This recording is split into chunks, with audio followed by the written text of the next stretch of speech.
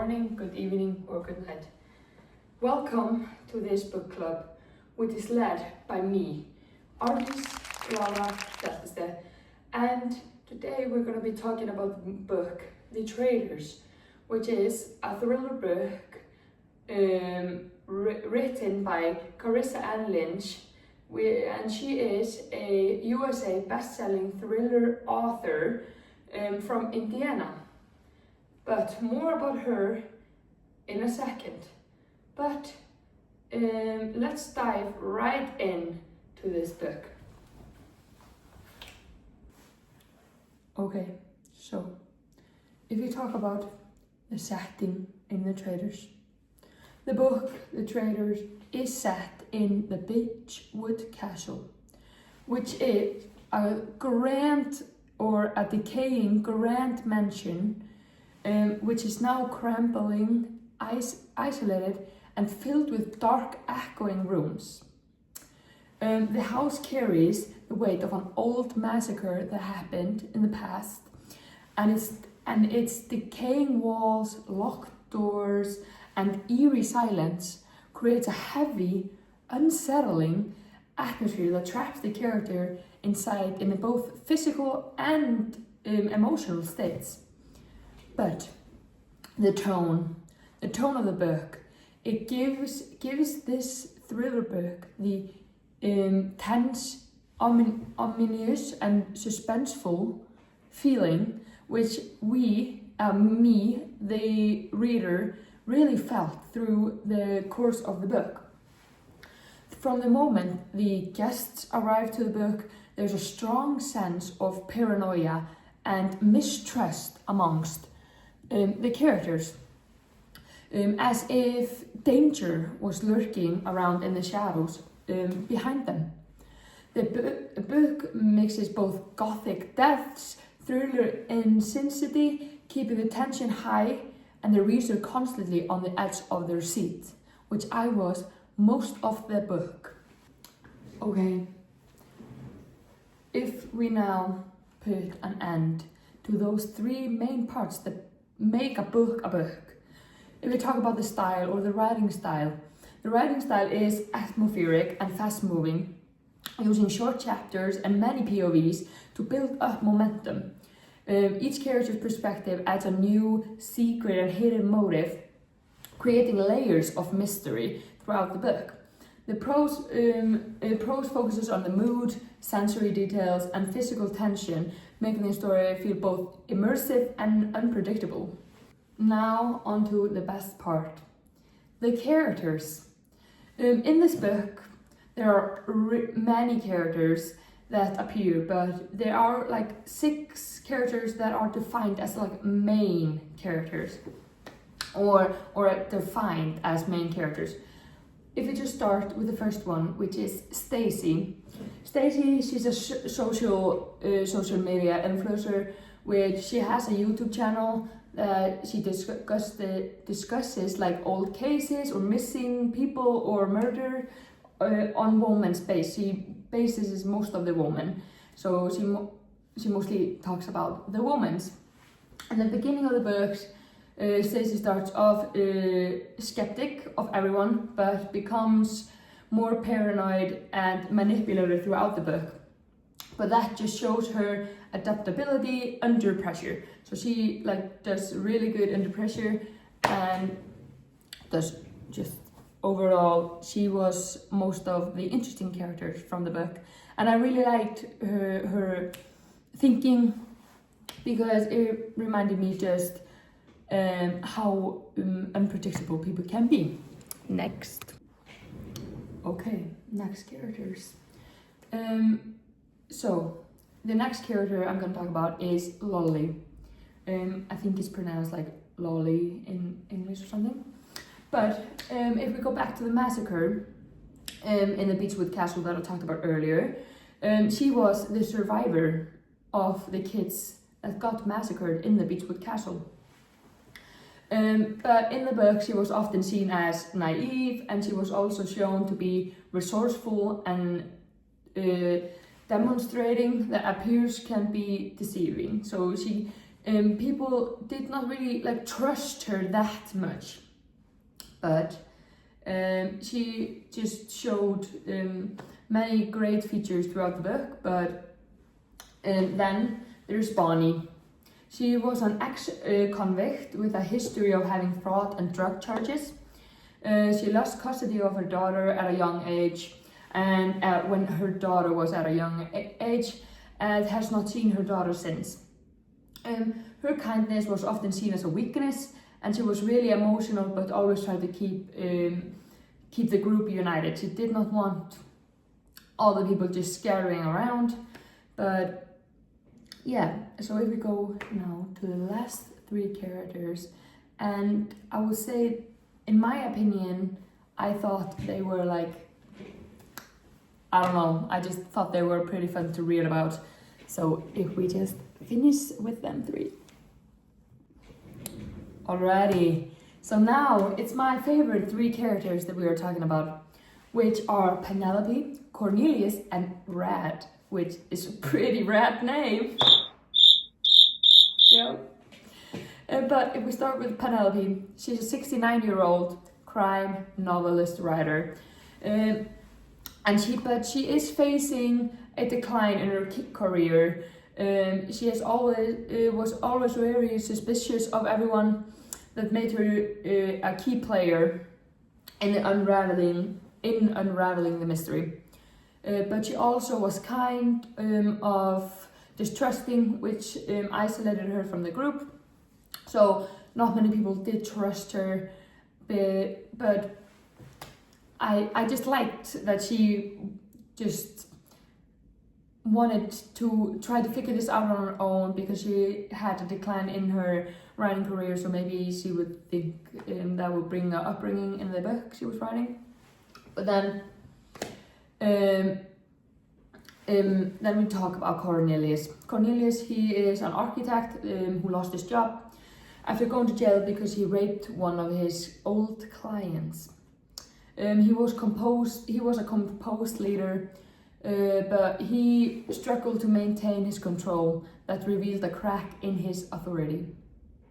But then you got Rad, with a Rad name. Yeah, okay, the crickets, you know.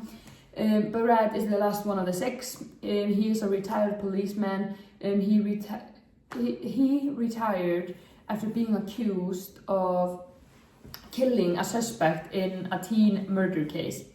He was a hot-headed ex-cop that worked for the town's police office that approaches the situation with logic, but he eventually began to doubt himself as the fear spread through the house and just through everyone's bodies. So he was the one that was like more skeptical of everyone and didn't want like to form any groups. But yeah, so, but I think it's just time to tell you, just all in all, the plot of the book.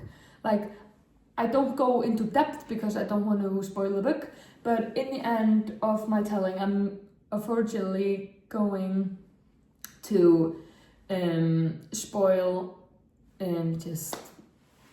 I'm just gonna unravel the mystery. Okay, so now we just got the last, or not the last part, but the main part of this video, which is me just telling you just about just a little bit. I'm not gonna spoil the whole thing, but I'm just gonna tell you about the book, The Traitors. But like I've said in both the 6 characters, but the book is basically about this group of 6 characters that are invited invited to a castle in the countryside, and that is called the Beechwood Castle, as we've gone through. The name of the people in the group are Stacy, Lolly, Bonnie, Penelope, Cornelius, and Rad. And they all have like different backgrounds, but the only thing they have in common is that they all live in the same town. The only goal for the night is to survive. They're all competing for $1 million, but the only catch is they have to stay a whole night in the castle. And when they arrive, they are told that they are all considered traitors, and there's only one imposter amongst them. And throughout the book, they must try to identify the imposter. And there were many ups and downs throughout the book. The imposter gave many hints throughout the book, but in the end, they found out who they were. And who the imposter was the one and only one of my many favorite character throughout the book, and I was so shocked when I found out who it was. And yeah, so that's the plot in just a minor detail. I'm not gonna spoil what happens throughout I'm not gonna spoil every detail about the book, but that's not the main plot. But now, it's just the main reason why I chose this beautiful book. And it was mostly just because I went to Pennin and I was just looking at some books. I didn't really know what I wanted. I just knew I wanted like a thriller or murder mystery, but it had to be like from like 2024 or like 2025 or 2023. And I just looked at the cover and thought it looked pretty eerie and fun, so I just wanted to, just find a good looking book. So then I ended up looking at the back of the book and read that, and it like sounded fun, but yeah, I just decided to pick it. It just read that it was a suspenseful thriller, and I read something about the author and saw that she had like great books, so I just took it. But the book was overall okay. I didn't like it so much, just because of my dyslexia. I had a hard time reading it, like with every other book I read. Mostly I thought it would be more suspenseful and more fun, but overall it was like an okay book. I wouldn't say like the